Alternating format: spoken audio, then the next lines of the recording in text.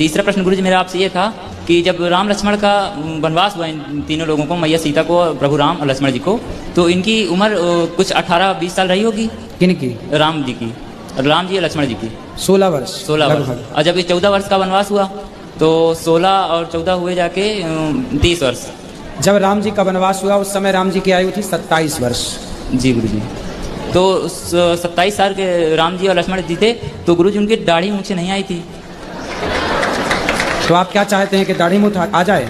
नहीं आनी चाहिए, सबके आती, क्योंकि वो सबके आती है इसलिए कि सब मनुष्य हैं। जी गुरुजी। राम के नहीं आती क्योंकि वो भगवान हैं। जी गुरुजी। भगवान है ना। जी गुरुजी। वो सदा जवान रहते हैं, सुंदर रहते हैं। दाढ़ी मूंछ भगवान की नहीं होती। जी। यहाँ पे क्या हो रहा है भाई? यहाँ पे क्या हो रहा है भाई? हेलो दोस्तों, स्वागत है आप सबका फिर से मेरे एक नए वीडियो में। दोस्तों, गोदी मीडिया के चाटू पत्रकार अब इस हद तक गिर गए हैं कि वो भी अब बाबाओं के इशारे पर नाचने लगे हैं।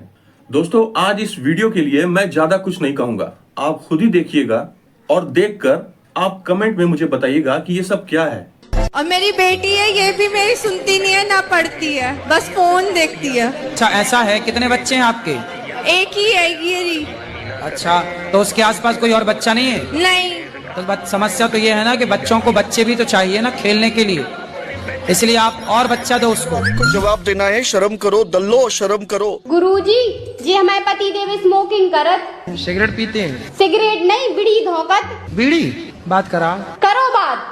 प्रणाम गुरुजी। खुश रहिए। कैसे हैं? बढ़िया है गुरुजी, सब आप ही की कृपा है। क्या सिगरेट पीते हो, बीड़ी पीते हो क्या? गुरुजी बीड़ी पियत, लेकिन आज से छोड़ दें। किसकी कसम खा के कहोगे?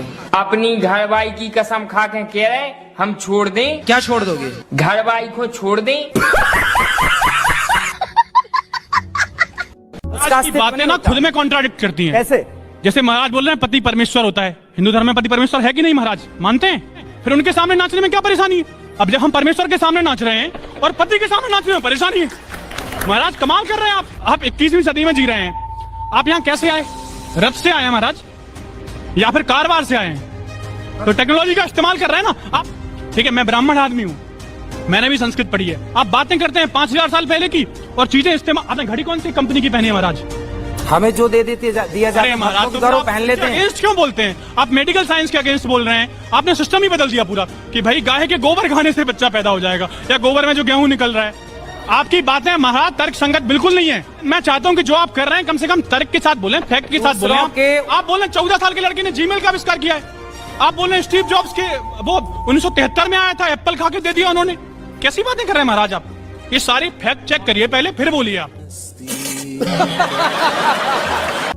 कब शादी हुई थी? जब भगवान श्री, आपने वृंदावन आओ कभी, भांडीर वट है वहाँ वो स्थान है जहाँ ब्रह्मा जी ने राधा रानी का श्याम सुंदर से विवाह कराया। गर्ग संहिता में लिखा, ब्रह्म वैवर्त पुराण में लिखा। कुछ पढ़ा भी तो करिए, हमारी भरोसे बैठे। आप पढ़ लीजिए, राधा और कृष्ण शादी में नहीं है। राधा और कृष्ण का विवाह नहीं हुआ। आपके कहने से नहीं होगा। हम कहें कि आपके माँ बाप का ब्याह नहीं हुआ तो आप मान लोगे? आज के जमाने में क्या होता है, लोग पैसे ले लेते हैं किसी से और चुकाते ही नहीं, वापस करते ही नहीं। यदि आपने किसी का एक भी रुपया खाकर मर गए हो आप, तो सुन लो कान खोलकर, आपको वो पैसा चुकाना तो पड़ेगा, चाहे आप इसी जन्म में चुकाओ या अगले जन्म में उसका कुत्ता बन करके चुकाओ, चुकाना तो।